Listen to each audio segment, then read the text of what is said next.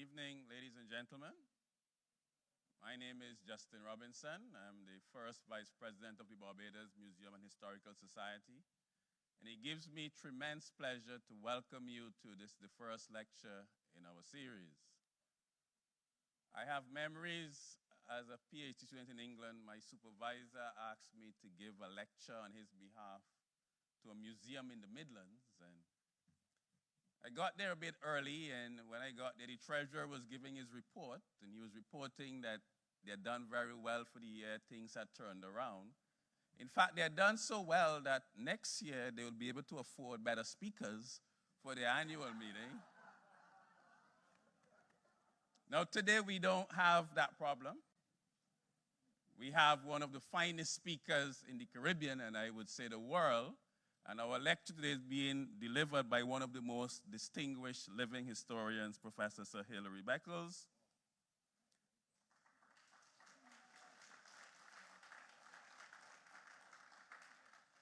And we are breaking all kinds of rules today because you often say that you save the best for last, but we are starting with the best.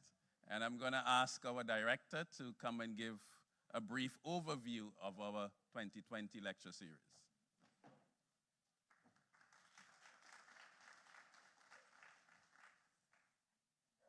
Believe me, I'm very happy to welcome you all tonight, but I know that you're actually here for another speaker, so I'll try to be brief. But it was important that Barbadians have continually impacted the world historical stage through our contributions to politics, art, music, but nowhere has our influence been more pervasive than through the establishment of our communities abroad. We invite you to join us as we explore the establishment of some key Barbadian migration settlements abroad in diverse countries, such as Cuba, Brazil, Panama, the UK, and the United States. Learn how our fellow countrymen have contributed to political, social, and cultural landscapes all over the world, and how these migratory movements have been felt here at home. Come, let us gather and learn our migration story. It seems fitting that we start this year's lecture series with a nod to last year's lectures, very successfully charting this particular process. That lecture series prominently featured Caribbean migration to Britain in the year of the 70th anniversary of its inception, actually the formal recognition of it, the Windrush generation. And we looked then at Barbadian migration to the UK. Professor Sir Hilary Beckles has kindly consented to deliver this inaugural lecture with a look at post-war migration to the UK. We also thought it pertinent to include our close relations across the region by looking at major instances of migration which have featured Barbadians, and therefore we will examine some key migratory moments or movements to the Guyanas and to Trinidad with Professor Pedro Welch, and to Cuba with Dr. Sharon Marshall in April. No story of Barbadian migratory movement would be complete without examining how we have established communities in the Americas, and the series therefore considers Barbadian migration to Brazil with Dr. Frederick Aline on March 25th, and to Panama with Professor Velma Newton on April 8th. Our examination of Barbadian migration to the Americas moves from Latin America to mainland USA with our final lecture delivered by Dr. David Brown on April 15th. The Barbados Museum and Historical Society is therefore pleased to partner once again in this annual lecture series with the University of the West Indies to deliver, again, what we think is an extremely important and fundamental understanding of how we came to be who we are today in this lecture series. We are therefore pleased also to say that we are able to partner with the Barbados government through the offices of the Prime Minister and the We Gathering initiative to feature those Barbadians who are the focus of that movement. We welcome you here to learn, and we welcome our brothers and sisters home, and we seek to understand their experiences both here at home and abroad. Thank you for your attention, and I look forward to hearing Sir Hilary deliver his remarks.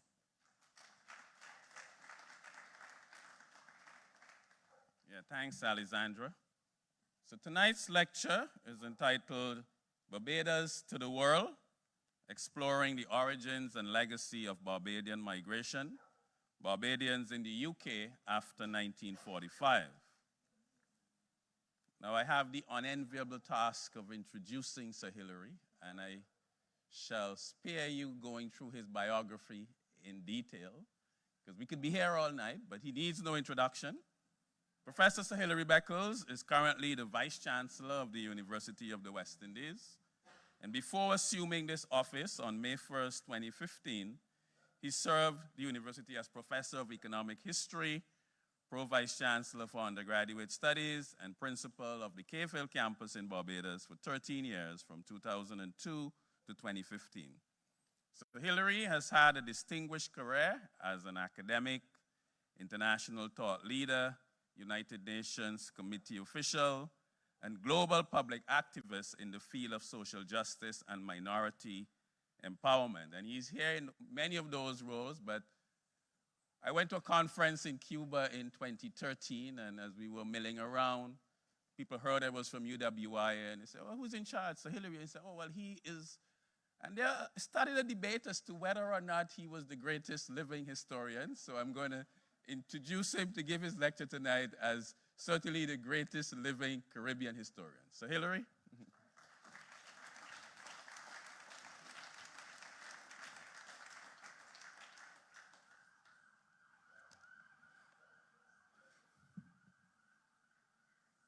Thank you, Justin and Sandra. I certainly will not accept that designation.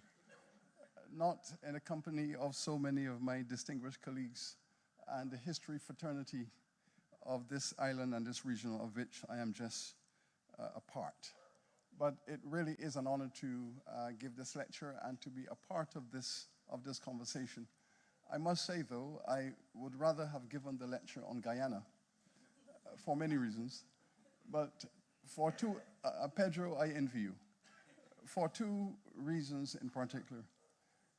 A very painful moment a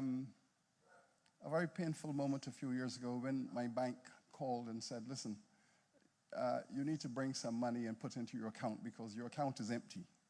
And we have lots of checks that we cannot honor." And I thought that was very strange, so I rushed down to find out what was going on. And after an hour of investigation, discovered that there was a young man by the name of Hilary Beckles who had come from Guyana and was working on the Four Seasons project, and somehow all of my money ended up in his account. and I have been looking for him, and we have been looking for him ever since. But there's even more. My predecessor, Vice Chancellor Nigel Harris, admitted to feeling a sense of trepidation each time he heard my name. And we'll be having a meeting. He's a Vice Chancellor. I'm the principal of the Cave Hill campus. And I would say, Hilary Beckles present, and he would jump. Because one of my great uncles, who had studied in England and returned to this island and couldn't get a job teaching, because in the 40s and so on, it was very difficult for black people with a university degree to get a job here. And so he emigrated to Guyana, where he became the principal of Queen's College and taught an entire generation of Guyanese scholars, Walter Rodney, C.Y. Thomas, all of those scholars, and his name was also Hilary Beckles. I was named after him. So I have a long legacy in Guyana of persons with the same name, all connected, I presume. But here we are dealing with the British migration, and I, again, wish to confess that a part of this presentation is going to be semi-autobiographical because it touches upon a significant part of my own life. I was part of a migration. My parents migrated to England in 1958. I joined them in 1968. Typical circumstance. So I was 13 years old when I was taken from Barbados to Birmingham. So all of my teenage life was spent in the UK. I grew up there, and I returned home. I returned home at the age of 30. So that makes my family is a British family. My parents, my brothers, my sisters, all of my family are British, and that is their legal status. They are British citizens. I'm the only one in my family who's not a British citizen. And that is very significant because I chose not to be. And I could not accept the status of being British in the context of what I was experiencing as a teenager, as a young man in England. So I returned and turned around my identity and established my Barbadian citizenship in a formal sense. So some important personal decisions. So this is part, I will weave that into the narrative the best I can, while at the same time speaking about social theory, political theory, and the day-to-day living of the Barbadian people within the West Indian community, within the immigrant community, within Britain. So let's start at the beginning. A simple conceptual point that us humans are migratory, and we have been moving around for millions of years. And no one is where they were 50,000 years ago. We've all been moving from place to place. And this is the one enduring feature of humanity, that it moves, and it constantly moves. It's like the wind. It moves around the planet.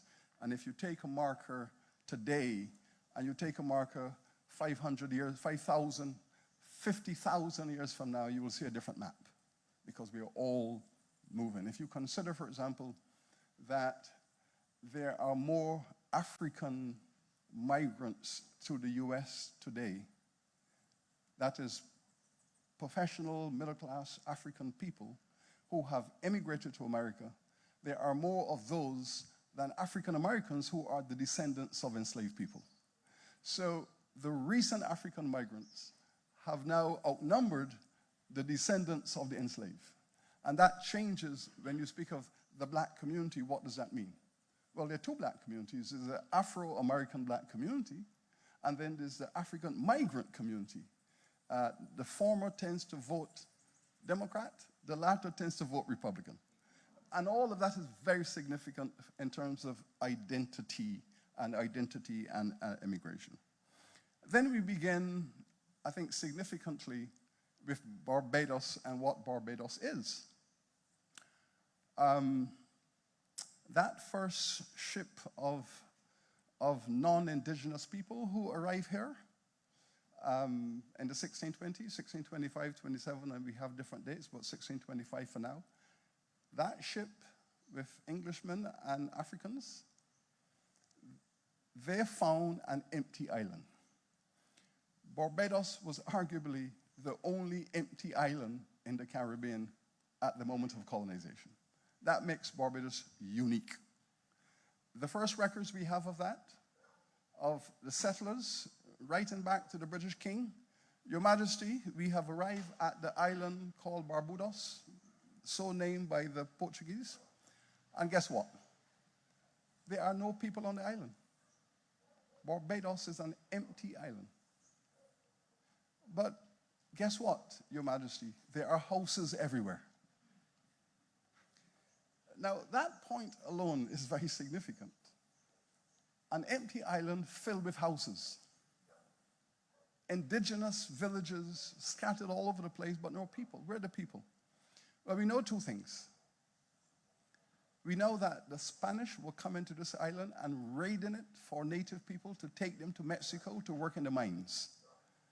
We know the Portuguese were coming here to raid this island of the native people, to take them to Brazil to work on the sugar plantations.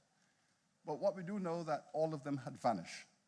Those who survived ended up in the Windward Islands. They went to Dominica, especially St. Lucia, St. Vincent. That is where they reconstituted themselves with their own ethnic group and built up that community in the Windward Islands. So we have an empty island. So here we are now, one of the most migratory nations in the world, but starting that journey from an empty slate. The Africans who were brought here, we are going to be speaking about them and their descendants because these are mostly the people who went to the UK. But the English, or the Europeans, the British, I should say, who came here, because there were significant numbers of Irish and Scots who came here, were also migratory. And they too established this culture of migration. And in the 17th, 18th centuries, large migrations of the white people from this island to the USA. Mostly to the Carolinas, but we know that history. But first of all, to Jamaica. And it is not oftentimes recognized that the plan to capture Jamaica from the Spanish was organized here in Barbados.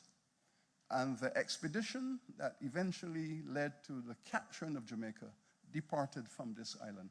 And with it, thousands of white Barbadians went off to be a part of that capturing of Jamaica and the settlement of Jamaica and the ownership and development of Jamaica as a Barbadian diaspora.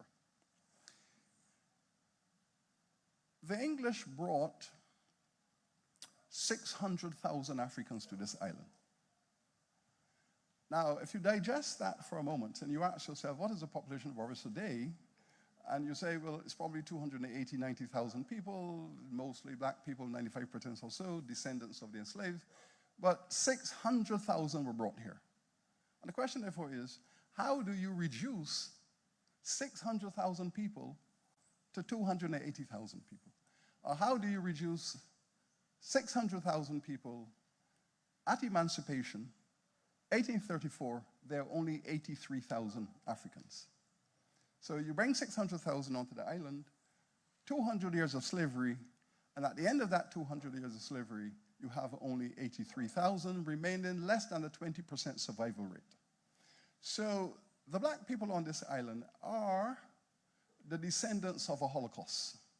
That is their first identity. They are the descendants of a Holocaust. They are the survivors, the 20% who survive of this massive importation.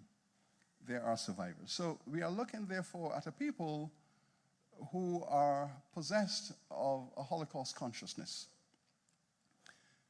So with the emancipation, we have 83,000. And the first thing that happens is a massive migration out of the island. And there is a strategy by the plantation owners to hold on with clutches to that 83,000. Because that 83,000 is a survival of the economy, the plantation, the wealth of the elite.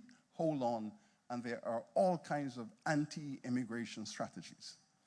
So the first 50 years or so of emancipation, the white community is doing all it can to hold on to these 83,000 people. But the reason why they are struggling to do so is because the consciousness in the black community is largely to get out of here. This place is the source of the concept of chattel slavery.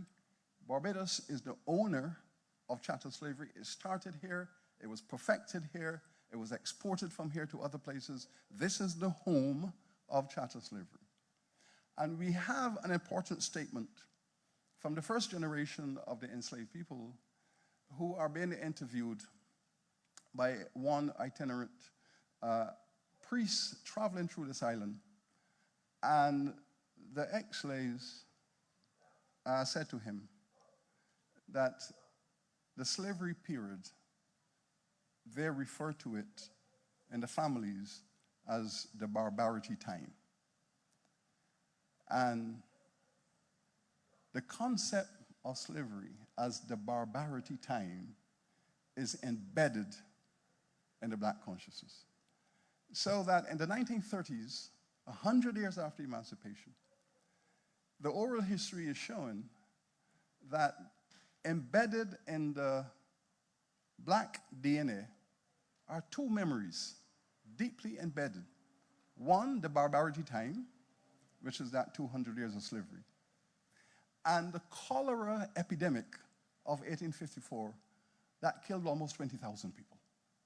And the memory of the cholera epidemic of 1854 that wiped out almost a quarter of the Barbadian people, the memory of that cholera epidemic and the memory of the barbarity time are the endemic memories in the consciousness.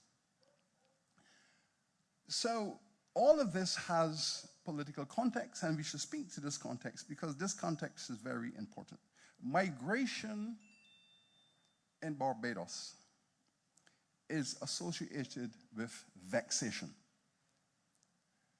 Vexation because in the first generations after slavery, people are migrating in search of their families.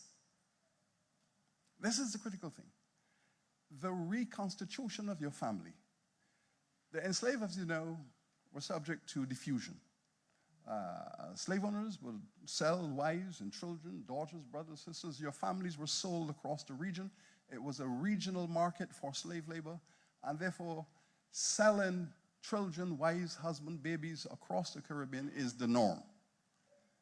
Emancipation comes, and the first thing you do, you go looking for your families. So thousands go to Jamaica. Thousands of Barbadians end up in Jamaica looking for their children, for their spouses, for their grandma, and so on. The same to Guyana, the same to the Leeward and Windward Islands. And of course, there's also a trickle into the US South because many of the enslaved Barbadians were sold into Virginia, Pennsylvania, and people go looking for their families. So the first wave of migration is family reconstitution. And it's powerful. It's a very powerful migration. Then we had the revolt and run migration. Many of the labor rebellions after emancipation were also associated with migration. Get out. It's oppressive, get out. Guyana, again, the Windward Islands, Jamaica, significant migration. Barbadians are finding all kinds of strategies to get out. And the reason they want to get out is very simple. Barbados is the only slave society, or the only plantation slave society, where the slave owners held on to all of their resources after emancipation. It's the only one. It's the only Caribbean island where the white elite, the plantocracy, who owned 95% of the land, it was the only place where that social class held on and survived emancipation intact. It's the only one. That is where we are going to build an alternate economy, where we can survive outside of these plantations in the valley. Those mountains is our new ecology. So that aggressive relationship of labor did not encourage the Jamaican poor in the 19th century to become too significantly migratory because they had access to an alternative body of land where they could build their villages, they could build their churches, they could develop their own African civilization, and the hills became the place of the reconstitution of the African peoples in Jamaica. To some extent, similarly in the Windward Islands. But in Barbados, no one moved. Fundamentally, structurally, what you actually had was you could jump from the frying pan into the fire, but back to the frying pan. But you moved from estate to estate, but conditions were virtually the same.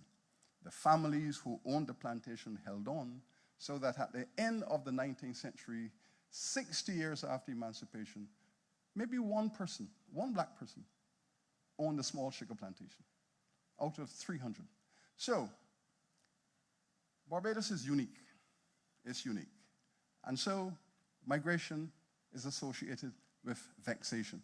And then the big migration, the first big migration, Guyana was significant, but Panama, we know the Panama, and we will hear no doubt about the Guyana migration and the Panama migration.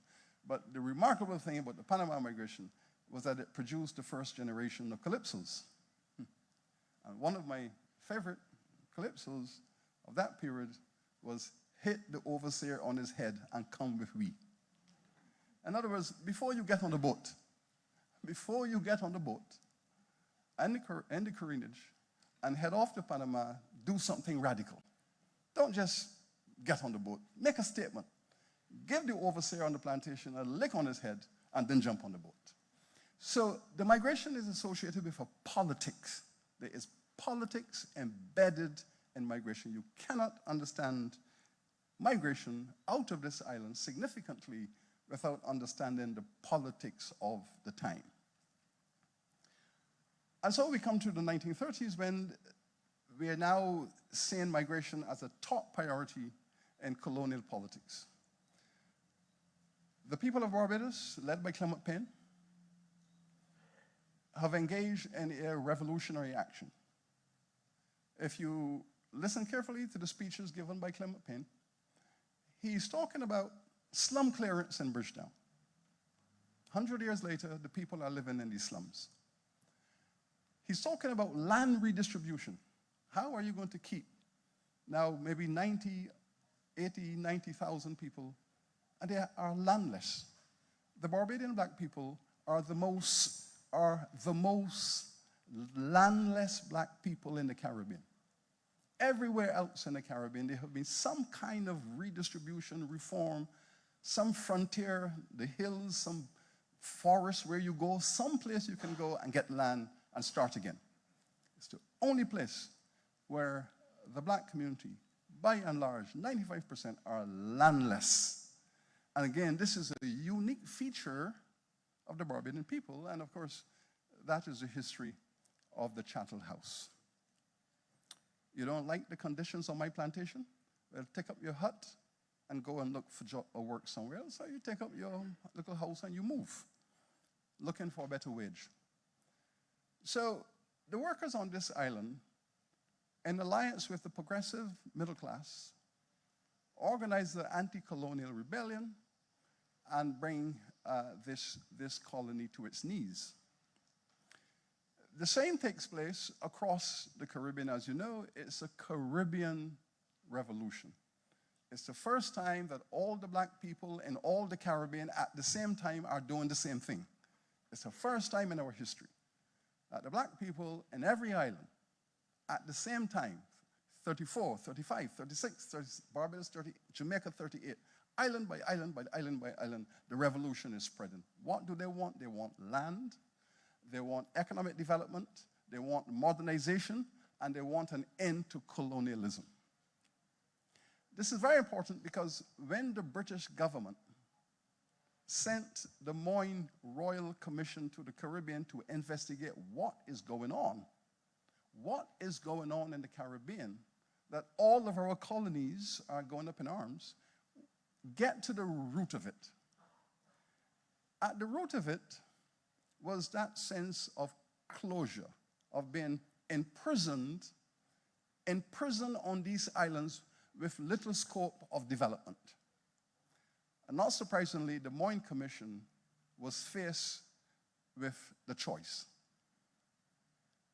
We either recommend emigration off this island, or we do something about the redistribution of wealth. And the conversation was placed very bluntly before the British government. Very blunt. You either, if you want to hold on to colonization, if you want to keep a grip on these islands, you have to release the labor force. Because that labor force is also political revolutionary material. And so The conversation took place in the British Parliament. What is to be done about the West Indies? If we don't release the labor, if we don't create opportunities for labor to move out of these islands, we're going to have another round of rebellion. And so the emigration that we're speaking about tonight was the result of a political calculation made by the British government that it was in the interest of the empire and to perpetuate colonization by allowing the workers, the poor, to come to England. It all worked out brilliantly for Britain because they had just fought, they'd fought a war. At the end of the war, Britain was significantly bombed out by Nazi aircraft. And one of the ironies is, of course, is that there were many West Indians, Barbadians, who went to fight in that war. So understand this predicament. You have revolted against the British in Barbados. Then you go to England to join the war to defend Britain, okay? Now, that might seem a contradictory, anomalous kind of thinking, but if you read some of the narratives of West Indians who went to England to fight in the war, I mean, one of our colleagues gave a brilliant narrative a few weeks ago. He said, I went to England to join the war. I was a gunner. I bombed many German towns. I bombed many German soldiers. I bombed many German villages and farms. But to this day, I've never met a German. I've never seen one. But the good thing about that, was he said, was that since I did not see them, they did not see me. And so he survived it. But having survived it, he said, I didn't go to fight to defend no empire. What nonsense is that? I went to get an opportunity to get an education. Because part of the British strategy was if you fight in the war, when the war is over, you get a grant to go and study. And so after 4 years of this war, he survived and he got a university education. Wouldn't have gotten that if he had stayed here. So there are some interesting contradictory moments. So Britain needs to be cleaned up. It's a mess. And I can tell you that when I went to England in the late 60s to live, you could still see elements of the German bombing, buildings bombed out, streets still bombed. You could still see some of that. But that was 20 years after the war. And the 20 years after the war, the West Indians, the Barbadians, were a very large part of that cleanup army. So that the 27,000 Barbadians who migrated to England between the end of the war and the early 70s, that 27,000 migration, which was the largest single migration since the Panama migration, which was somewhere between 40,000, 45,000 people. This British migration was in the area of 27,000. My parents were part of that 27,000. And they're the ones who did the cleanup job. Clean up the streets, clean up the buildings. And now there's a labor shortage. Who's going to drive the buses? Who's going to take care of the hospitals? Who's going to do all of the work with transportation and health services? And 500,000 West Indians, thank you, 500,000 West Indians are assembled to come to England to clean up the mess. And that mess they were cleaning up in England is the other side of the mess that Clement Payne said they should clean up in Barbados. And Clement Payne did say the British should come to this island where they built slavery, where they colonized the people. Look at the mess in Bridgetown. It's the worst slum in the Caribbean. And by the way, the Moyne Commission report that investigated the 30s did report that the Bridgetown slums were the worst slums in the West Indies. Of all their colonies, the Bridgetown slums were the worst. In fact, they concluded that the material conditions of the working class poor in Barbados were the worst in the West Indies. So there's a reason for that. As I said, this is where slavery started in a big way, and now this is where the legacies are most visible. And so the Moyne Commission made that conclusion, but we didn't need the Moyne Commission to make that conclusion because Lloyd George, the former Prime Minister 20 years earlier, did say that the Caribbean or the West Indies are an embarrassment to the British good name, and most of all, the place called Barbados, because of the Bridgetown slums. So against that background, 27,000 folks moved into Britain to begin this cleaning up mess. One of the ideologies that was turned over by this migration was the ideology that black people are lazy. That was an ideology that was embedded in British social theory about Caribbean folks.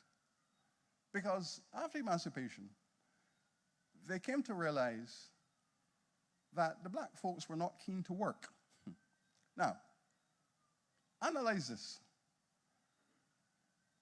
If you enslave 600,000 people on an island over time, and then you abolish slavery, why would there be this enthusiasm to work? The first thing you would imagine is that it's time to have a breather. The first thing you would expect from the people is we need 10 years to chill.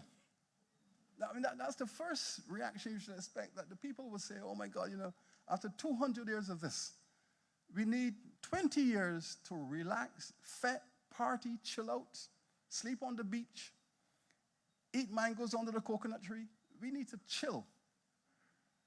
But in the effort to chill, the ideological argument was these people are lazy, they are good for nothing. And if you read the language from British press, British intellectuals, British travelers, there is this constant description of lazy black people, lazy black people. And it goes all the way through the 19th century. These lazy people, all they want to do is eat pumpkins and lie around under the coconut tree. 19th century British literature is filled with that language. But these are the people who you are now going to bring to England to put your economy back on its feet. The trains must now run on time again. The train must leave the station and get to the next destination on time. Now, who's going to do that? The West Indian train drivers. The buses must leave the station and get to the end of the line on time. And when you go to a bus stop, you look at the bus stop and you say, my bus is due here at 9:10. And you know that bus is going to be there at 9:10. Who's driving that bus? The West Indians.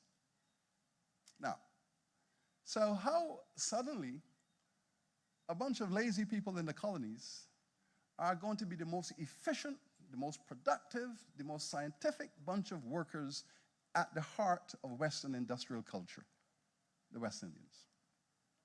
And that was a reputation that the Barbadians developed, a reputation for hard work, for efficiency, and all of that.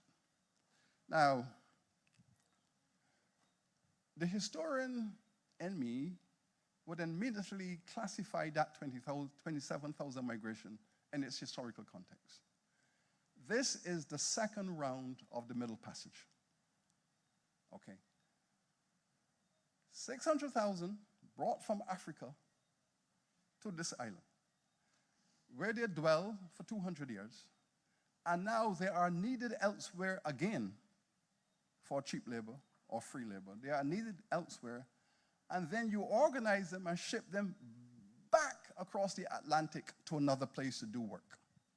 So it's the second leg of the Middle Passage, and that is how it must be seen. Because when we were needed on the sugar estates, we were brought. Now we are needed in the factories of Britain, and we've moved again. And the question is, where are you going to be moved to next? That is how, as historians, we look at this back across the Atlantic once again, folks. We are needed to do some industrial work. The first time we were needed for agriculture, and now we are needed for industry, back on the boat, back across the Atlantic. Now, the theories that have been developed by the sociologists and the anthropologists to explain all of this are many and diverse. I am going to say something about that very quickly because the dominant theory to explain all of this is the overpopulation theory. Barbados is the only island in this Caribbean world that is definitely overpopulated. And therefore, overpopulation is driving migration. Open the valves, let the pressure out, let a quarter of them disappear across the world. But overpopulation is a function of the distribution of wealth. Overpopulation does not stand in and of itself. You are overpopulated only because the wealth and the resources are owned by a small minority, and therefore everyone else is surplus. Everyone else is surplus, given the tightness of ownership. So overpopulation is a relative issue that speaks to the maldistribution of wealth. So basically what you're saying is, in the overpopulation theory, is that it has the largest number of landless people. It has the largest number of financially marginalized people. It has the largest proportion of persons living in the margins of the economy. That is really what overpopulation theories are all about. Because you can change that overnight. You can change that thesis overnight. Redistribute some issues, and suddenly you have a labor shortage. And we all know that that is what Barbados needs. There are too few people on this island. There are, in fact, too few people on this island. If we really want to have a genuinely sustainable economy, there are too few people. We don't have enough consumers on the island to allow businesses to invest in mass production so that there's a domestic market to consume the goods. The domestic market to consume the goods, you pay taxes, the government get more taxation out of larger consumer base. You need to put pressure on the housing market, redistribute housing. What is wrong with a town in Belle Plaine? A town that sits crossroads, a significant town, redistribute the population, create new industries, restructure the economy. So these are all solutions that can be derived from a circumstance. Look at what Antigua did. Antigua, we all know, is the only island in the Caribbean where the native-born Antiguans are a minority.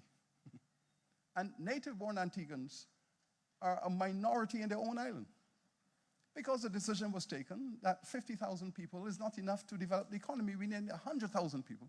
And therefore they opened the doors, 10,000 Jamaicans, 8,000 Guyanese, 4,000 Haitians, and you double the population. And now you have a domestic market, you have an economy that can now be stimulated and predicted, which is very smart. The importance of that is that 15 years from now, the children of those immigrants are going to be locally born.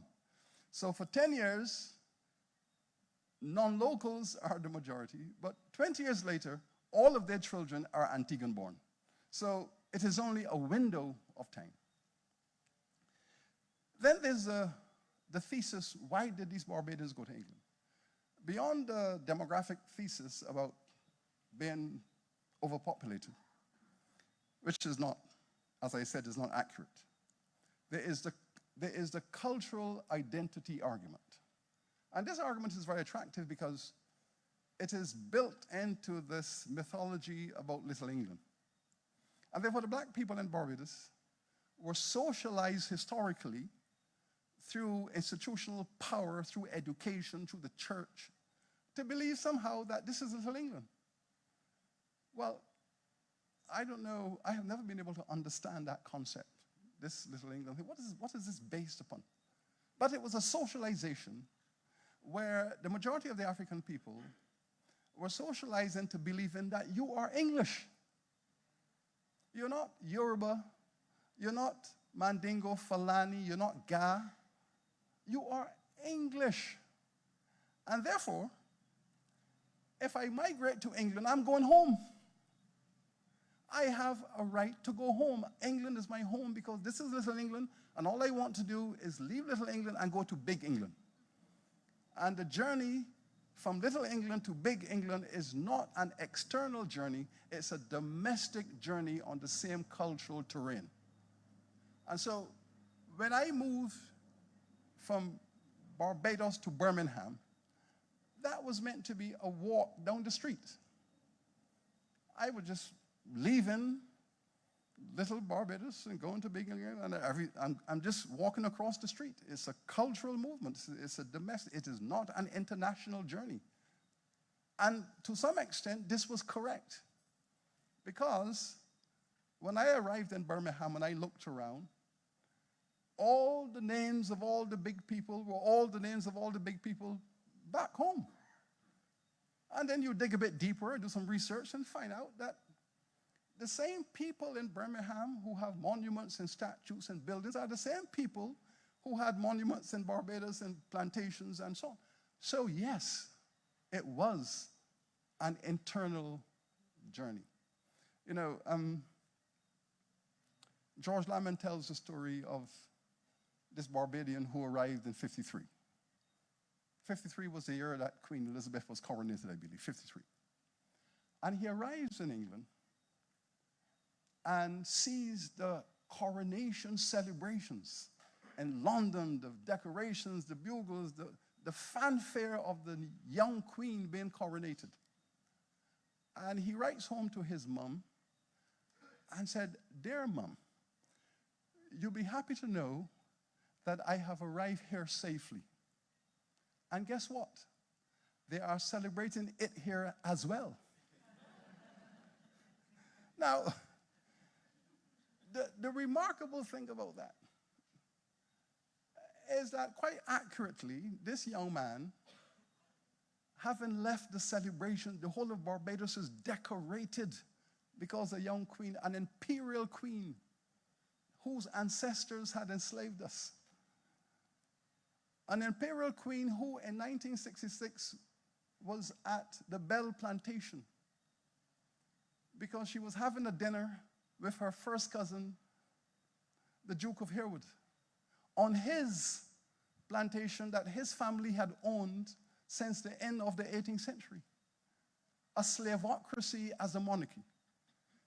So here we are in Barbados celebrating a monarchy that was a slavocracy. A woman whose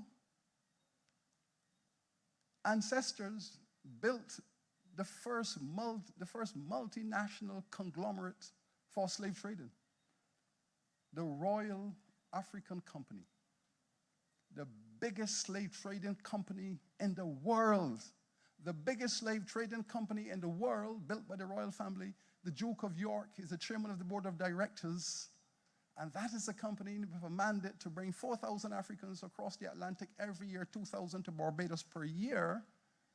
But she's on her first cousin's sugar plantation having a banquet.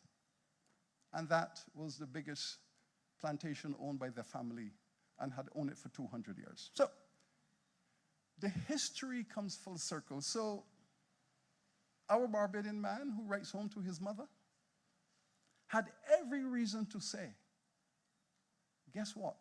Guess what, Mum? They are celebrating it here as well. Because he didn't expect that. He thought he was in England. He thought he was in Great Britain when, in fact, he was in Little England. But importantly, the empire was established to give the black folks in Barbados citizenship because you were part of the British Empire. And therefore, when you arrive in England, you arrive as a British citizen. when my parents went to England, they had a passport, Great Britain and Empire written on it. And they arrived in England as British citizens because they were from the British Empire. And therefore, their identity as British citizens was consistent with their belief, to some extent, that they were not going to a foreign place. They were not going to a foreign place. They were going home. Now, clearly they would have recognized that the way in which they were organized to go home was consistent with an earlier migration. There were recruitment agents going from village to village. The recruitment agents for the British railway industry. The recruitment officers for the hospitals. The recruitment for the public services in the inner cities.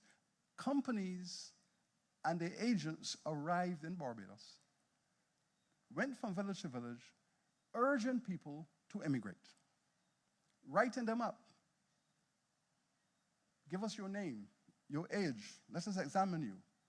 You're healthy, you're young, you're fit. Come, there's work for you to do. Then there is the thesis about in search of economic benefit. Yes, that was very significant indeed as a source of motive. Migration in search of benefit. Wage levels in Barbados were arguably the lowest wages in the region. But my colleagues who have worked on the 19th century would also know that the wage levels in Barbados were also the lowest after emancipation. That the former enslaved in Jamaica, Trinidad, Guyana, and so on were getting twice as much for a day's work as they were getting in Barbados. So Barbados, therefore, had the lowest wage levels of the working class across the region. And we can quantify that.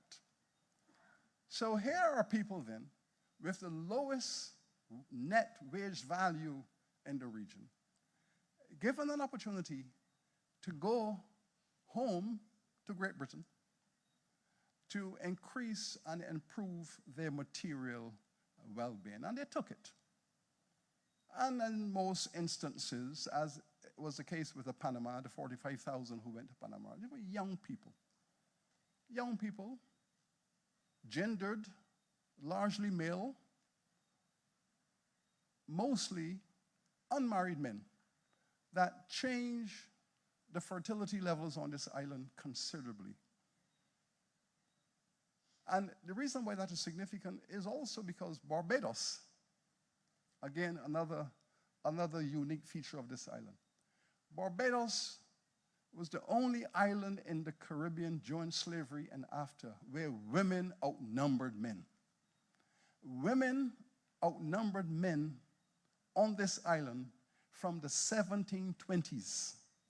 From as early as the 1720s, women had outnumbered men, and this has been a female majority island ever since, and that's a unique feature. So, with a significantly male migration, it shifts even more the fertility levels on this island. That, of course, suppressed the birth rate, and the population from the 1970s and 80s began to dip, and that is where it continues to dip now. It probably has the lowest fertility in the region right now. I haven't seen the data on fertility, but I wouldn't be surprised if the Barbados net birth rate is the lowest in the region. But these Barbadians arrive in Britain into a political ecosystem dominated by Enoch Powell and the right-wing racist ideologue who felt that British society was being diminished by the significant presence of these black people. And Enoch Powell was arguably the most popular, not necessarily the most loved, but the most popular of British parliamentarians. Everyone knew the name Enoch Powell. This was a man who said, if we don't get these black people out of here, this blood is going to run in the streets of England. And the rivers of blood thesis, the rivers of blood argument, was played over and over and over on the BBC, and many of us would listen to this rivers of blood argument. Now, then began the process of de-skilling. There is now a growing proportion of detailed empirical research, which we've never had before, showing that what actually happened was that a significant proportion of the workers who left this island were skilled workers. There were skilled workers in many crafts, many professions, male and female. And these, historically, are usually the people who are first to migrate. It's always people with a skill who believe their skill is a passport. Their skill can be the basis of an accumulation. The skill gives confidence. The skill gives courage. And the notion of being a skilled person gives you dignity. Agricultural people tend to be, or non-skilled agricultural people tend to be more reticent. So, use skilled migration. Arrived in England and are asked to do unskilled work. So, massive skilled migration, forced now to do unskilled work. And many of those bus drivers and so on were people who had left this island with technical skills. And it's important because in my own household, I saw this. In my own household, I saw this. When my father left this island, he was 32 years old. He was a master tailor, having spent 5 years as an apprentice tailor to become a master tailor. He's a master tailor, has his little shop in St. Andrew, Beckles, master tailor. You know, this is a very big thing, you know. For a young man in the 40s to have his tailor shop with his master tailor name up there, and people will come and get, ladies and gentlemen will come and get measured and everything. There's a wedding, he's going to outfit the groom, he's going to outfit the bride, and this is a big thing. Skill.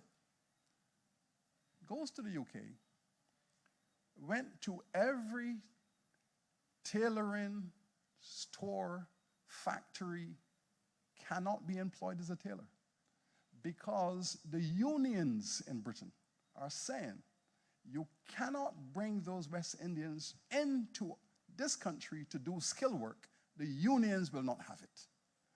And so in the factories where skill work was being done, West Indians could not do that work because there was a union blockade.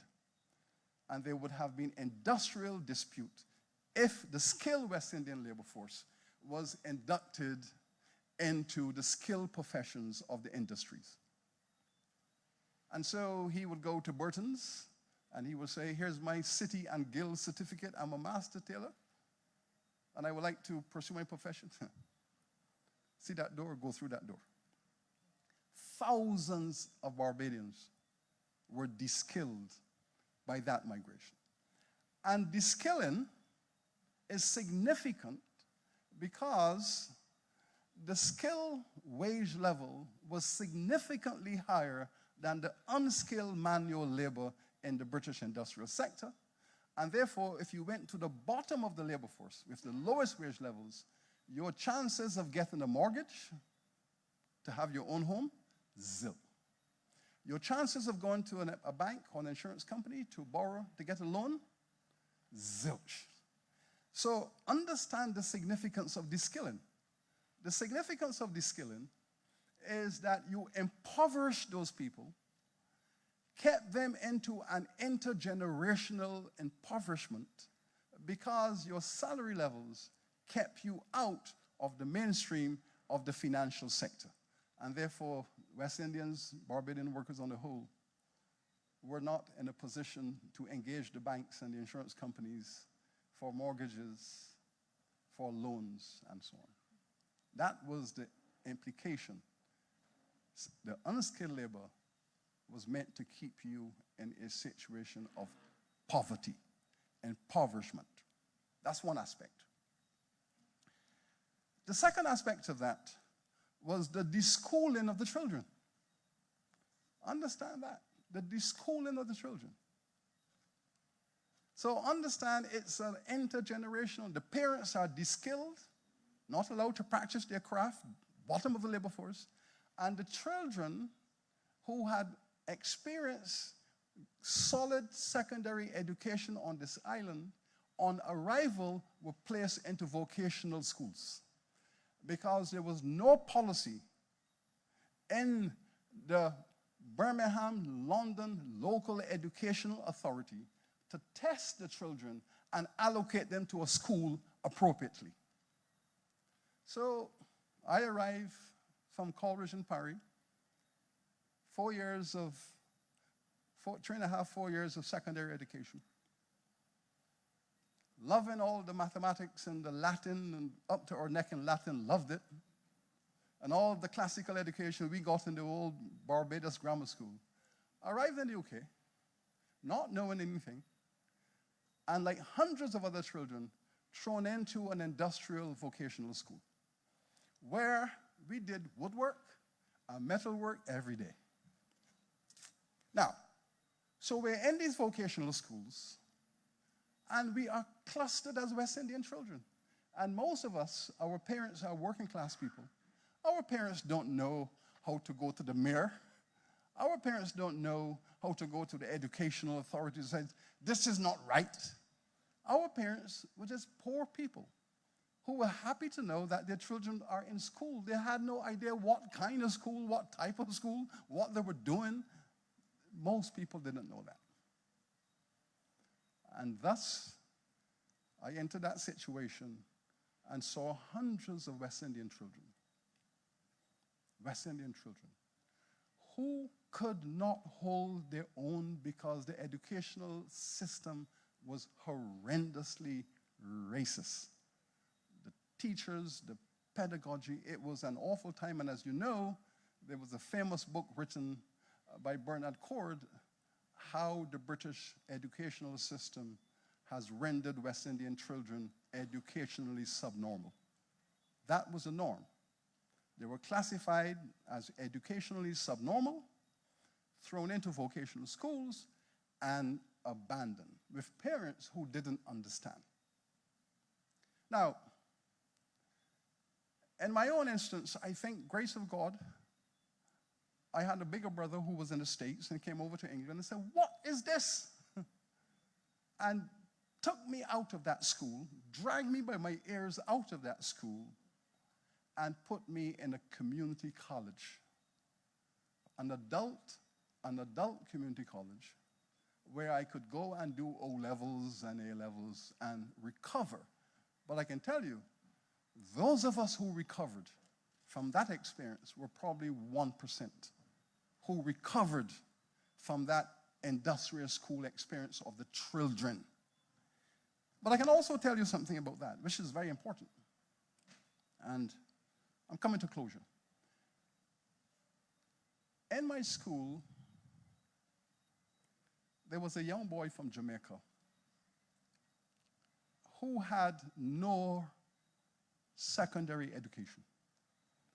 He attended one of those, what you call the all-age primary schools. So he's 13, had no secondary background. All-age primary school. But could not do the basic social science or whatever, mathematics and so on. But one day,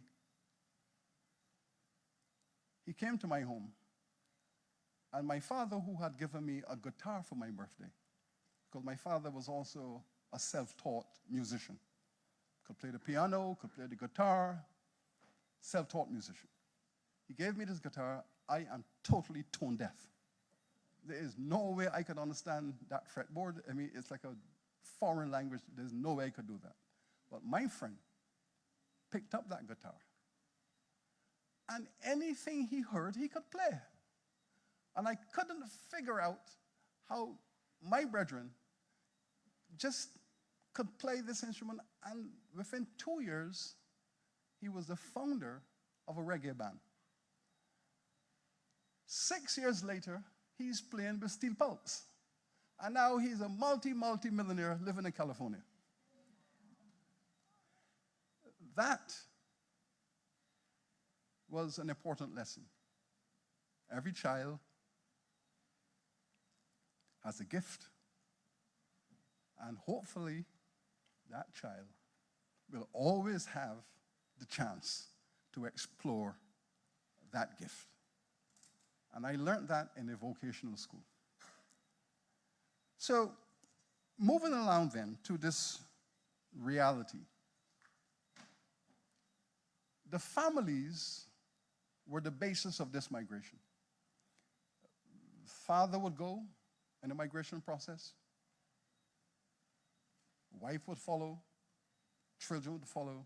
And that was the model of the migration to Britain. So Britain then became a place where the family, again, was reconstituted. And this is the commitment of the Barbadian people to family as an important institution. So after slavery, they went looking for their family. Now we're in Britain, we're bringing the family back together into the unit. And this is very important, this family structure issue, because then the families were having a first generation of British-born children.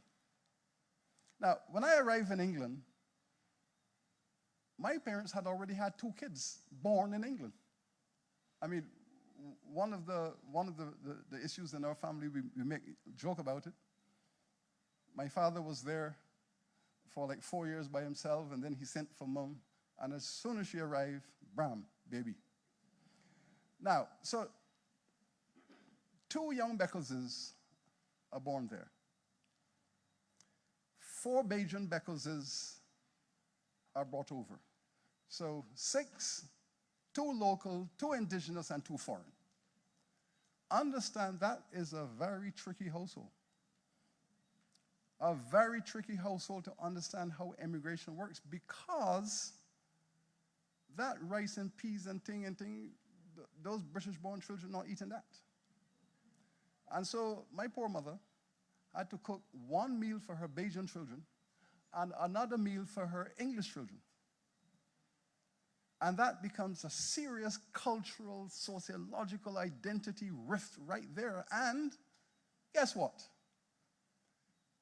10 years later, West Indies come to England to play cricket. Viv Richards, Clive Lloyd. The Bajan children are supporting the West Indies. The English-born children supporting England. So Viv Richards is, as people say, Viv Richards beating ball. And these British Beckleses are vexed, sitting in the corner, face chupsing, because they're supporting Botham and Goa. And so we have a rift, a serious cultural rift between expectation, because they are British, they are England, England is their home, and the English cricket team is their team. And if you Bajans don't like it, go back where you want to come from. Understand that conversation takes place in the family, the cultural differentiation. But the final point I wish to make about this is the second leg of the migration. It did not take the Barbadians long enough to realize that Britain was a low-wage, low-accumulation economy. And within 20 years, about 30% of those Bajans who had gone to England had made the comparative analysis through information and realized that US and Canada were higher wage economies. You could accumulate more, you could advance yourself more, and another migration started out of the UK. And so, in my family, the 15 of us who were now in England, 12 adults packed up, moved to the US, and moved to Canada, creating a discourse. Which families did best? Those who lived in England, those who changed directions, went to the US, and those who moved on further and went to Canada. The evidence was clear, absolutely clear, those who stayed in England were the poorest in the families. And those who went to Canada had the highest level of accumulation, followed by those who went to the US. So we actually had families where 3 brothers, one brother goes to Canada, one goes to the US, one stays in England. They're both all doing the same kind of work, but the wage levels were higher, the accumulation levels were higher, and what we found was that the returning residents, the ones who came back and built their big houses in Barbados, the first groups of them who started that were the ones who went to Canada and the ones who went to the US. The Brits were the last. And that is a very important point. Of course, you can see the results. If you look at the US, there is no British equivalent to Eric Holder. There's no British equivalent to Shirley Chisholm, who leaves this country, parents leaves this country, first generation, and she's a presidential candidate, the first black presidential candidate. You don't have that in England. We are now having that in England for the first time after 80 years. We're now having the 4th generation migrants going into parliament and taking senior positions in the state. But that became the norm in the US in the 2nd generation, and of course later on in Canada. So the Bajans tried to differentiate themselves. The Bajans were only 8% of the West Indian population. The Jamaicans were about 60% of the West Indians, followed by the Guyanese. The Bajans were 3rd. So the Bajans were a small group within a large migration. 500,000 West Indians, 27,000 Bajans. But the identity of the Barbadian was the identity that was based around conservative accumulation, steady as you go. The Jamaican migrant mentality was fundamentally different. It demanded more space. It protected itself from racism.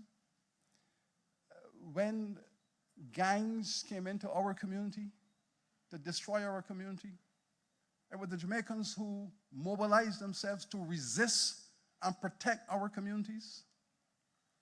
The Barbadians didn't have that sense of political radical aggression to say no.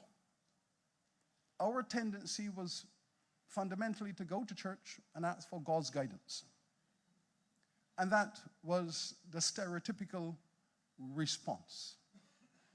So it was the discovery of West Indianness that brought us together, because gradually they came to realize they could not separate themselves, that they were West Indians and they had a West Indian identity.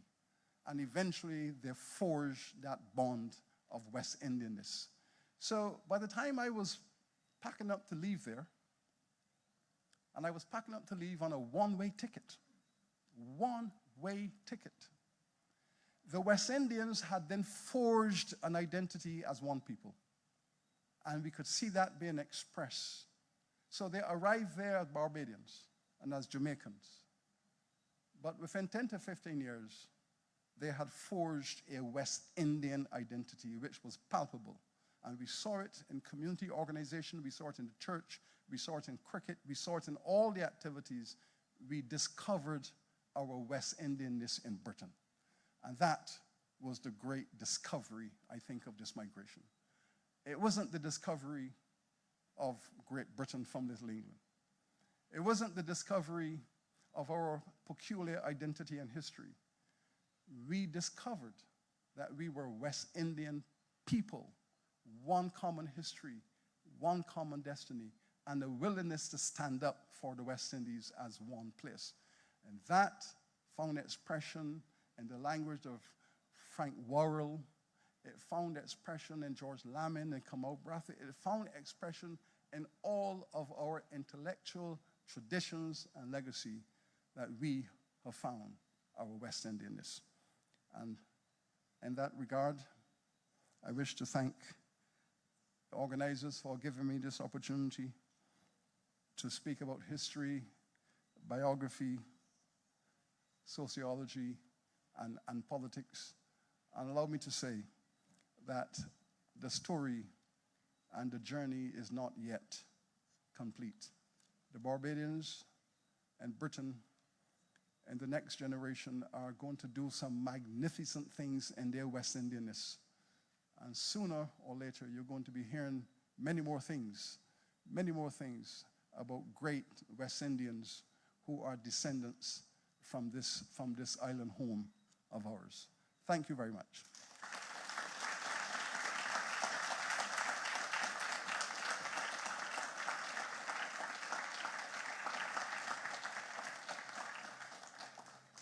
So that was simply brilliant. I think the Vice Chancellor deserves another round of applause.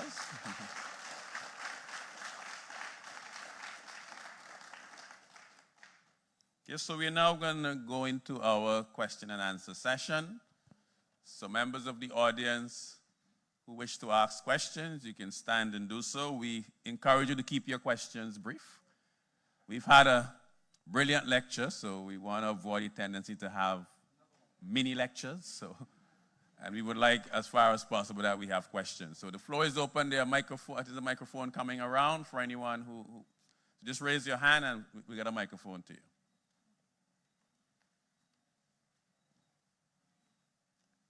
You were so good, no questions. Okay, I see a hand here. Come.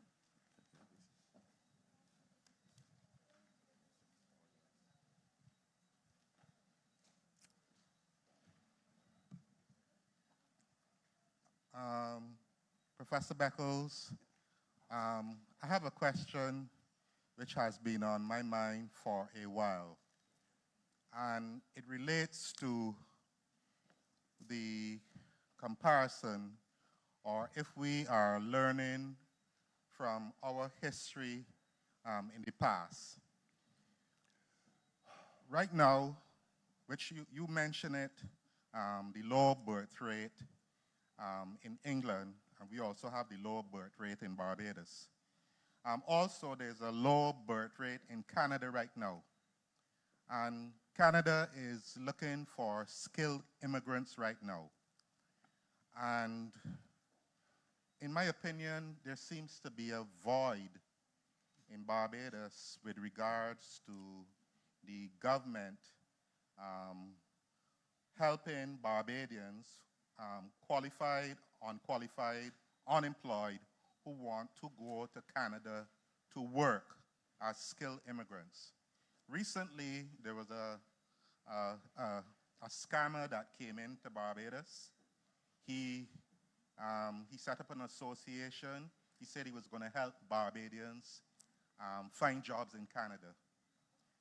He made them pay up $150 to join the association, and then another set of money to get a permit to go to Canada. About 300 Barbadians. This happened within the last 6 months. And none of those Barbadians were able to get a job through his association in Canada. And it puzzled me because our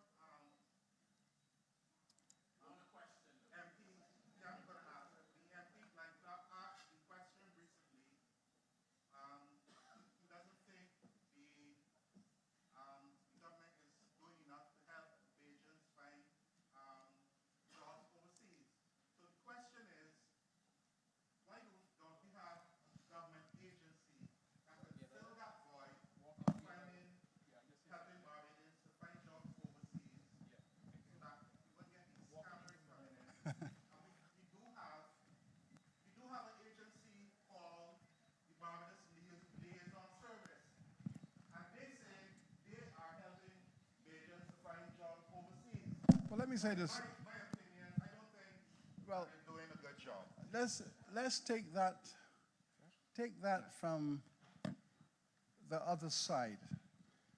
If you compare and contrast the three categories of migration, UK, US, Canada, the UK migration was largely from the skilled working class. The US migration was largely from the lower middle class and middle class, people already with resources. The Canadian migration of the last 30 years has been the educated professional group, so that the Canadian migration can be justly classified as a brain drain. Okay. And to the extent that it is a brain drain, in a nation that needs its professional skills to stay at home and build the nation, the migration to Canada is largely subversive of national development. You can very well say two things. On the other hand, you could say, but they send home remittances, and these remittances are adding to the foreign exchange earnings of the country. We know that argument, and there is truth in that argument.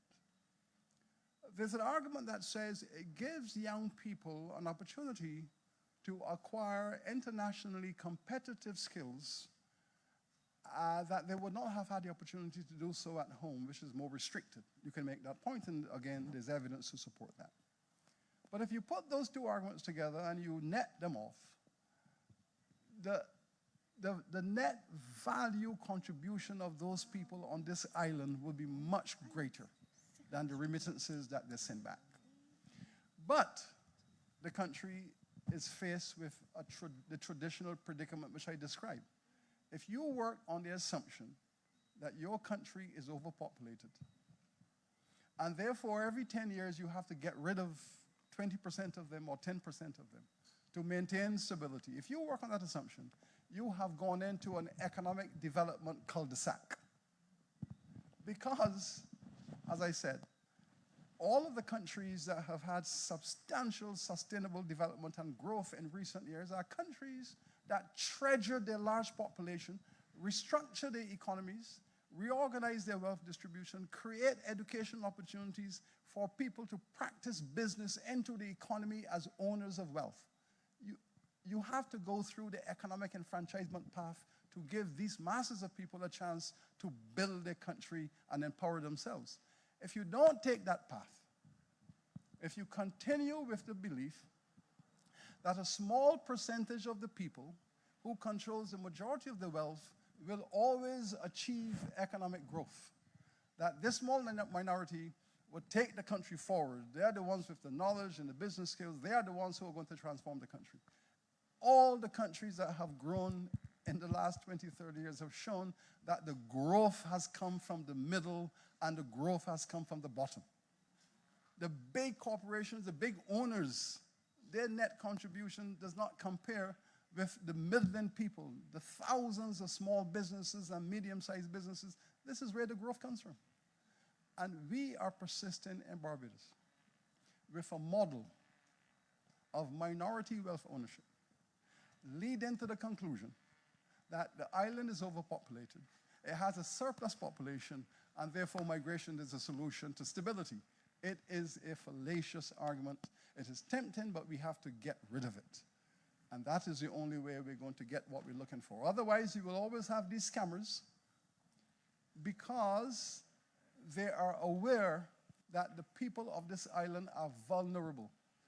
They have had hundreds of years of being told that they must move out in order to survive. And with that culture embedded in your society, you're always going to be vulnerable to people who dangle in front of you an immigration prospect. What they should be dangling in front of you is a transformation prospect with economic enfranchisement, the reform of the economy, legislation to spread the wealth and to spread opportunity. That is the future. That is the only future. Immigration is not the future of this island.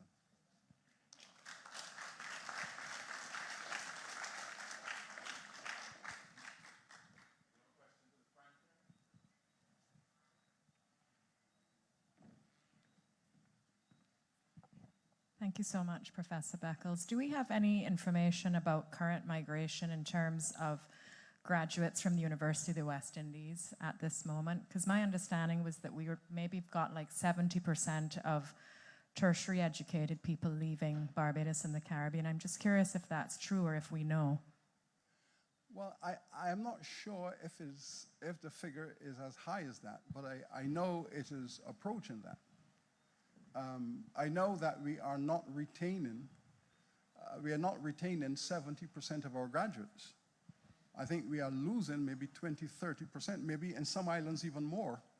But we are losing far too many. And it is, one can argue, it is a chicken and egg argument. You educate people to build a country. You educate them to have the mentality that says we are going to dig in and transform our country.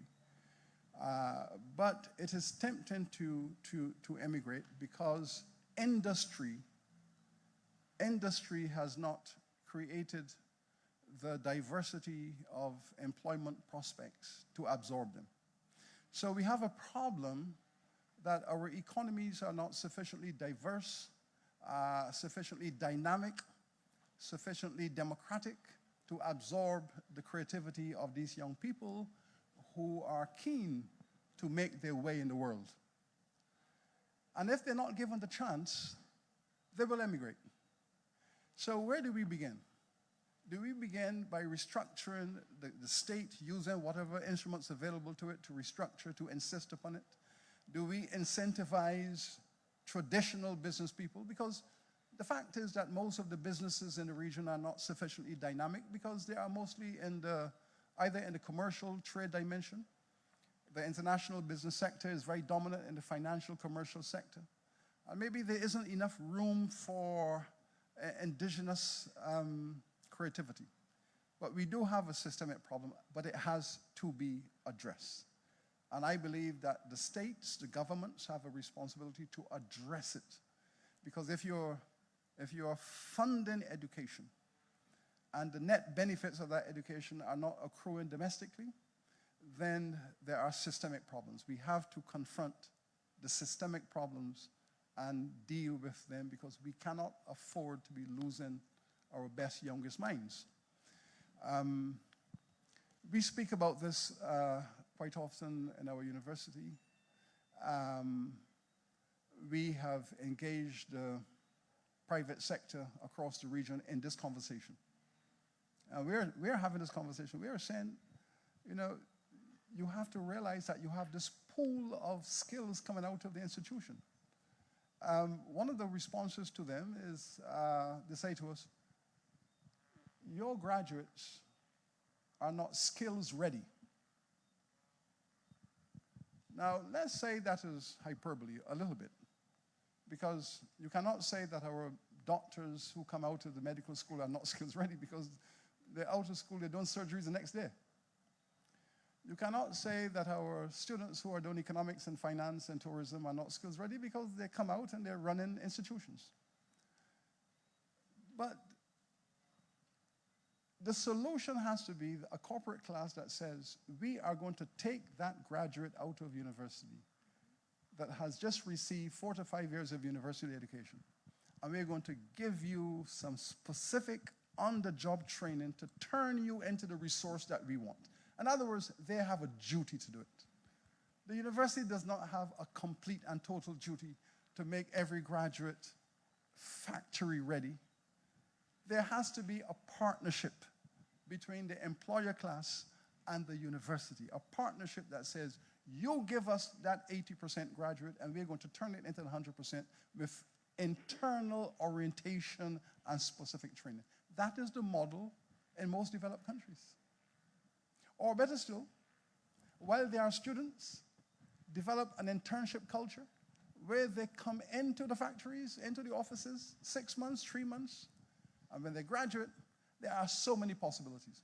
But it is unreasonable to say that they're not ready. And I will give you finally an example of that. We had a case in Trinidad a few years ago where student, graduate, engineering graduate went to work in a factory. Generator broke down. Manager says, okay, you UB graduate, BEng, Bachelor of Education, fix a generator. And the guy is just on the job 3 weeks, and he says, Where is it? Where's the generator? Now, the manager said, you see that thing there? That thing is the generator. He said, okay, no problem. Got out his stuff, goes in, unscrews it, in 2 minutes, power's back up. In other words, he knew the science of the generator, but he had never had an internship. And the fancy machine, he didn't recognize it. But once the door was open, he knew the science that was inside because he was taught the science on the inside. And in 2 minutes, he fixed it after he recognized it. And that is a classic example of what can happen if you don't give students internships. Because if he had his internship, the conversation would not have existed because he would have gone straight to it and did what he had to do. Good evening, Professor Beckles. To what extent do you think the growth of today's digital economy is shifting or changing the dynamic with respect to immigration when we look at it in the traditional construct? I'm saying that because we hear today the world is flat, and we know that we are more or less teaching our young people coming out of university and otherwise to see the world as that space where they can engage. It doesn't matter where you live. You can work in Timbuktu, you can work in Africa, from right here in Barbados. So perhaps the need to emigrate will change as time goes on. How do we shift the conversation so that we are not so much concerned with emigration and perhaps stopping it, but we are more concerned with pushing our young people towards seeing themselves as global citizens and grasping the opportunities that the growth in the digital economy is presenting? I appreciate the question because it gets to the heart of the matter. There's a fundamental difference between being a globally engaged knowledge worker where your intellect has been partnered in multiple jurisdictions simultaneously and you're part of that global value added. There's a difference between that and being a citizen of a country in which you are told we are overpopulated and we need to get rid of 20,000 people in the next 5 years. And that we need to get you out because you're putting pressure on domestic resources, you need to go.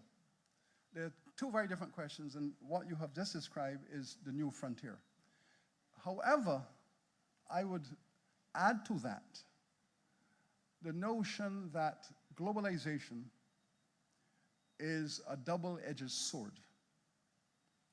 On the one hand, it speaks to global mobility, global access, all of that global level playing field stuff. By the way, I have never seen a level playing field, have you? Okay. But there's all that stuff there about level playing fields, globalization, and so on. But if you examine globalization very, very carefully, granularly on the ground, you will find that the nation state, despite the digital globalization, the nation state remains the building block of the global economy.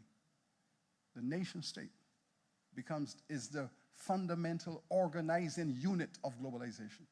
So the conflict in the global economy is really about strong economies versus weak economies, strong nation states versus weak nation states. But nation state it is. Why do you think Britain Brexited? It's a nation state. A globalized nation state says, however, we are economically globalized. We are part of the global world. But guess what? This is a nation state. And the most important feature of our identity is our nationhood. Now, from our foundation of nationhood, we will be digitally and globally engaged, but don't interfere with our sovereignty. And Britain felt that its sovereignty was being unnecessarily undermined. And they retreated to protect their sovereignty as a nation in the context of their desire to be global. And that is the ambivalence there. So yes, at the end of this, we still have to ask a question. Is the role of the citizen let us say us in the Caribbean, is our role as citizens to strengthen our Caribbean nation, to strengthen the footing of our Caribbean nation state? Or are we to say that our citizenship is global and fluid and borderless and boundaryless, and we can be anywhere, with no overarching commitment to space? I think the Brexit have taught some people some important lessons. I think Trump has taught some people important lessons. America first taught them some very important lessons. The nation state in the digital global era that calls for that borderlessness, the building block of it is still the nation state. And we ought to have our fundamental commitment to Caribbean identity, Caribbean nation. That's where we should start. So if from that base we do all of these fantastic global things, wonderful. But don't... That seems desirable, but I think globalization is going to work at deconstructing that. I think that's where it's headed. Deconstructing nationhood? Well, it has been trying for the last 40, 50 years. In fact, it is being reversed at the moment. And the tide is going the other way. More and more countries are retreating and pulling their sovereignty away from it and saying, no, our sovereignty should not be a part of this. We need to be members of a state with a defined culture and identity, and from that base, we will participate globally. I think the trend is going the other way, in fact. Many people thought that the nation state was going to disappear. The literature of the 70s, 80s, 90s said, this is the end of the nation. This is the end of nationhood. This is globalization. This is world citizenship. It's working the other way. It's going back the other way. So I'll put my money, I'll put my money on more reversals. Okay. Hi, good night.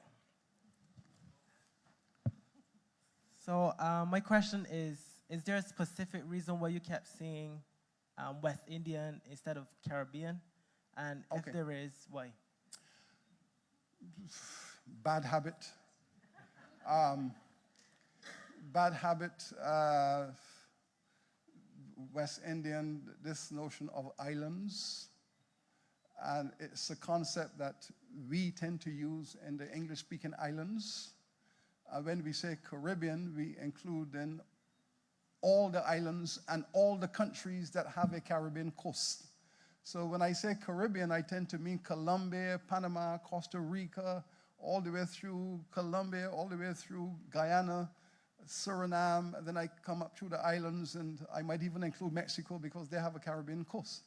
So I tend to use the word Caribbean when I'm referring to the 300 million people, the 300 million people that exist around the Caribbean Sea and use the Caribbean Sea as part of their identity. That's a lot of people. It is more than the US, you know. If you take all the Caribbean peoples who are part of the Caribbean Sea, 300 million people. But when I say West Indies, I tend to speak of those of us in the archipelago who were part of that British colonial experience. I hope that helps it, but we have that problem to deal with, though. We have to sort it out.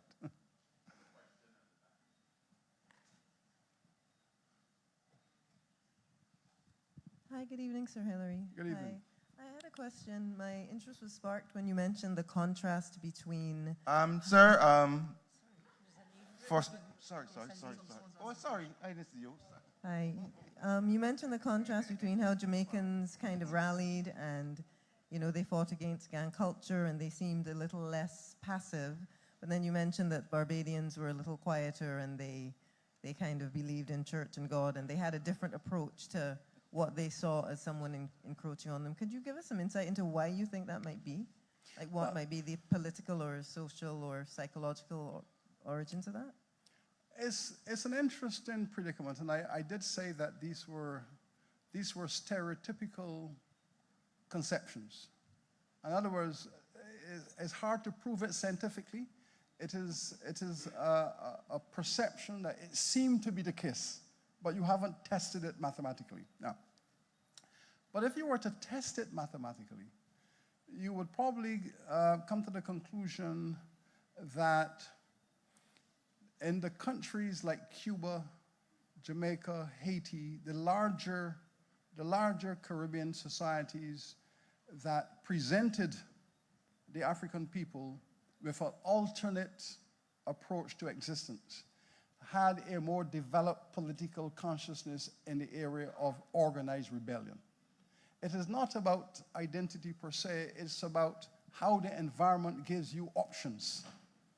And the black people in the other islands had greater options than they did here.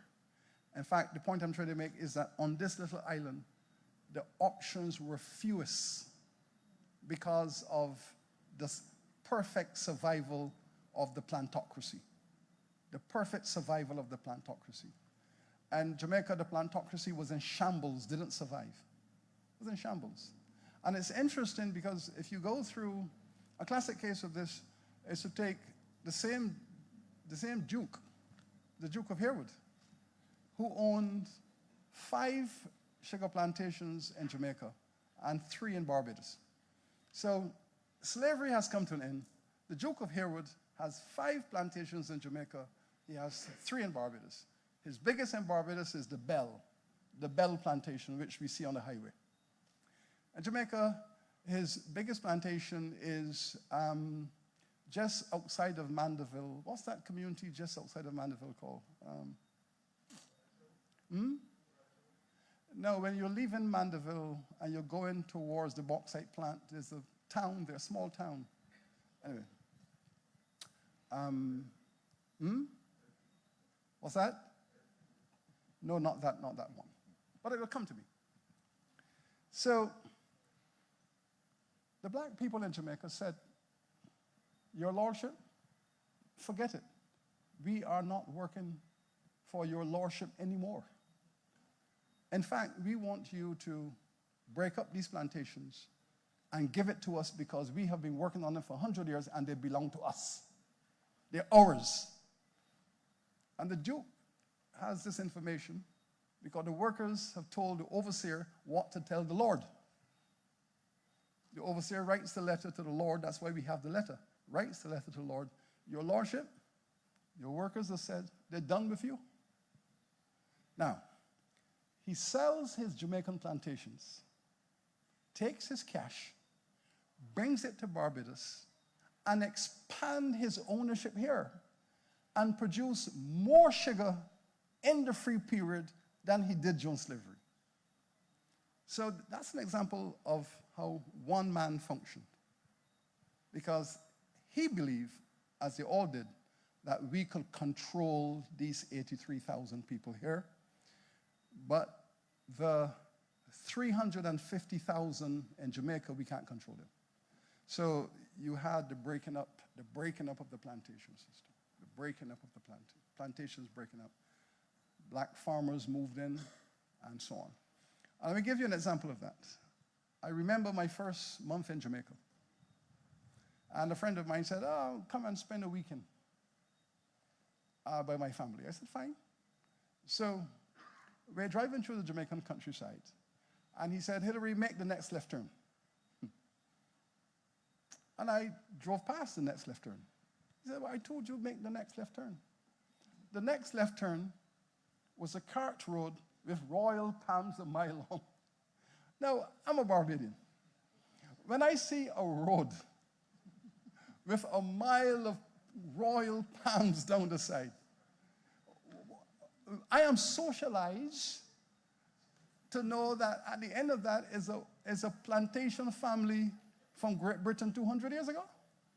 But no, it's a black people, because his great-great-grandfather bought that plantation in the 1860s because he was a carpenter, made some money through his skills with fret and all that fancy work, got some cash, the plantation comes on the market, he buys the plantation, so what? There are hundreds of former enslaved people who were buying plantations because the plantations were abandoned. Now, that's a different ecosystem to the one here, where the ex-slaves woke up, they were freed on a Friday, went to church on a Sunday, gave thanks to God for their freedom, as they should, and back to work Monday morning on the same plantation for the same owner for the lowest wages in the Caribbean. You move that mentality through 100 years, and there is a greater sense of defiance in a context where you have had intergenerational success. So the Jamaican black people have had intergenerational success. But here's a fundamental problem between the two islands. And this is an interesting predicament. In the 100 years after emancipation on this island, the black people had no chance of land. Land was not on the agenda. They were landless and they knew it. And the only way they could survive and elevate themselves over the generations was education. Get your children into school, church school, village school, Sunday school, whatever it is, education, education, education. So the black people in Barbados developed a cult of education, a cult of education. In Jamaica now, what actually happened was these formerly enslaved people now have access to massive tracts of land. They have plantations, they have small farms, they have peasant farms, they could produce crops, they can survive. Their living standards are rising because they have food. There is no famine, there is no poverty. There is no famine and below subsistence impoverishment. So 1890s, there is famine in Barbados. Famine. And when I say famine, I'm talking about people who are dying from hunger. There is famine here. We have all the evidence of the famine during the world recession of the 1880s, 1890s. But the Jamaican people are producing crops.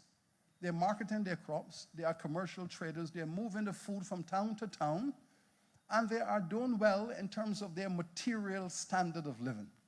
But in that environment, it was not conducive to the cult of education. So, the Jamaicans went for economic empowerment, economic access, wealth creation, rising living standards with a lower emphasis on education. Fast forward 100 years. Barbados goes into independence with 98% literacy. Jamaica goes into independence with 30% literacy. Because of that history, because of the wealth access versus the education access. Barbados has no literacy problem. The great Michael Manley dedicated a significant part of his life on an adult literacy campaign. And much of his energy in the 70s and 80s went into getting all the Jamaican people literate, build them up through literacy, because it was a major problem for development. And that has to do with history. History sometimes gives you an option, and the short-term option might be your long-term problem. Your long-term problem might become your asset. So the Barbadian black people came through history with education as an asset. The Jamaican black people came through history with ownership of assets as the asset. And that translates into a different political mentality. And that is how I have tended to look at it. So I found that the Jamaican community in Britain was much more assertive about rights, about access, so that most of the businesses in the black community and so on were Jamaican businesses because they were coming from a tradition of ownership. We, Barbadians, black people, we were not coming from a tradition of ownership. We were coming from a tradition of labor. We were coming from a tradition of labor, and we still have that tradition of labor built into our historical culture. And I think we need to recognize these differences. We work on them because we're on a common journey through time, and sometimes we just have to take stock. So these are stereotypical assumptions.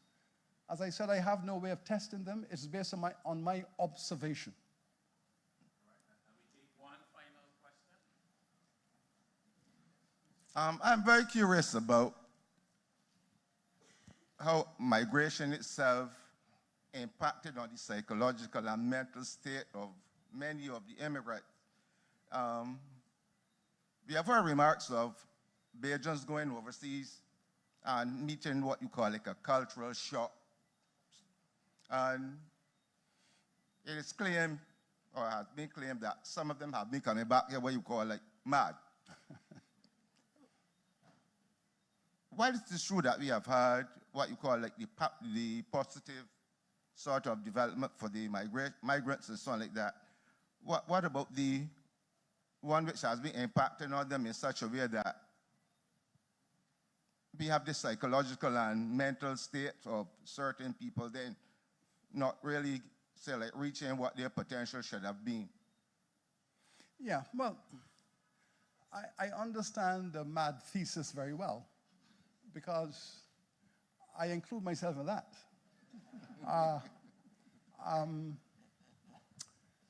There is undoubtedly a shift that took place when you move from an agricultural economy into a highly sophisticated industrial economy, and then you return to a non-industrial economy. There's something that happens in that movement. One of the first things that happen is that you realize that the transition has affected your character very profoundly. I still struggle with walking slowly. All of my friends said, the sun is so damn hot. Why are you walking so fast around the place? That is a sign of madness, because in 90 degrees, there's no reason why you should be rushing around the place with your head down.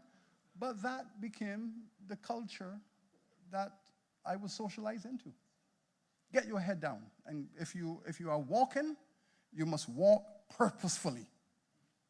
Never walk as if you're drifting. Never walk as if you don't know where you're going. Never walk as if you're wandering. People will think that you're vagrant. You must walk with purpose. Your head down and walk to the place you're going, and walk with a sense of urgency. Now, that is just one example, but take all of the other examples of living in an urban industrial culture. That is very stressful. It is very stressful because the British, as you know, have developed the art of social diplomacy that is devastating. And you know, and a lot of people, I saw it, they struggle with the, hello, John. Good morning. Are you well? Good to see you. And then 2 minutes later, why don't these black people go back where they come from? And a lot of West Indian black people struggle with that duplicity. They couldn't figure out who their friends were. Everyone would greet them very politely and very nicely, but at the same time, they had the other experience. The people who you are working with every day, the shop steward calls an industrial meeting of the union, and all of your English friends who make you a cup of tea in the break go into the union meeting and vote for all the black people to be fired. And 1 minute you're having tea with your English friends every day, good morning, have a cup of tea, and then the next day they vote that you must lose your job. And these West Indians live in that duplicitous world. And they had to develop some very serious skills to differentiate, and they struggle with it. They really struggle with it. And I have seen many of them unable to manage the complexity of that world, mentally stressed, mentally tortured to live in that complex world of friendship and duplicity. And yes, they return home, many of them, having gone through that experience. And if you wish to take it even further, and I'm not a clinical psychologist, but I can understand how you should say, well, listen, first of all, they've come through slavery, and slavery has had its endemic impact on the consciousness of our people. Then after slavery, you had 100 years of apartheid. You had 100 years of apartheid where you can't live here, you can't live here, you can't live here, you can't walk down the street, you can't work in this place. So 200 years of slavery, then 100 years of racial apartheid. And then you go home to the motherland, and you go through another round of that mental torture. One can argue that it is really too much to bear. It really was too much for most people to bear. And understand this also. On these plantations, there were a lot of mad people in the first place. Because the experience of slavery drove many, if not the majority, drove many African people into psychological ill health. And they came out of emancipation with psychological unhealth, no one to give them therapy, no counseling, and then back into the apartheid, more of that psychological torture. So the truth is that what black people have gone through in the Caribbean, arguably no race of people have ever had to endure. And at the end of that, another journey to the mother country to add to that already historically accumulated mental ill health. It really has been too much. So we have been carrying through our history, and we know it, we have been carrying our broken people. Every family, we carry our broken people. We know in our families who are broken. And our people have always known who were broken. Who were broken. I mean, I remember as a child, the most fascinating man in my village, his name was Hitler. And I'm a child, and I couldn't figure out why do they call this man Hitler? And one day I said to my grandfather, why is that gentleman called Hitler?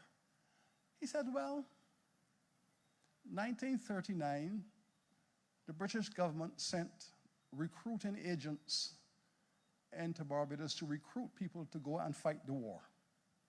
And a lot of the young men in the village were signing up to go and join the army to go off and fight the war. And this one young man stood up and said, you all are damn fools. You are going to fight a war to defend the people who enslave us. Hitler didn't enslave us. You guys are fighting on the wrong side. Now, the people in the village immediately brand him Hitler, and that name stuck because he felt that his friends were going to fight on the wrong side. But based on his concept of history, that was his concept of history. And you can say, well, that's a classic case of mental illness, or you can say maybe he was very intuitive. We don't know. But the fact of the matter is that we need to take the subject of mental health care for Afro-Caribbean people. We need to take this subject very seriously. Very seriously indeed. Thank you.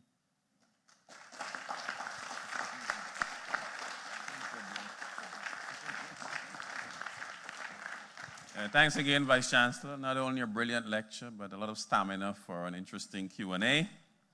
So again, let's give the speaker a round of applause again. Okay, so we're going to bring the proceedings here to a close. I want to thank the Vice Chancellor for a stimulating lecture, much food for thought. I want to thank you, the audience, for being an excellent audience, and invite you to join us again here next week for the next lecture in our series, Barbados Migration to the Guyanas and Trinidad, 19th and 20th Century Narratives by Professor Pedro Welsh. I also invite you to make contact with our Assistant Curator for Social History, Natalie Maguire, if you would like to share your own UK migration stories and experiences with us. I also want to invite the audience to join us for some liquid refreshment. And on your way out, you may also make a contribution to the museum as we continue our work. So again, thank you, good night.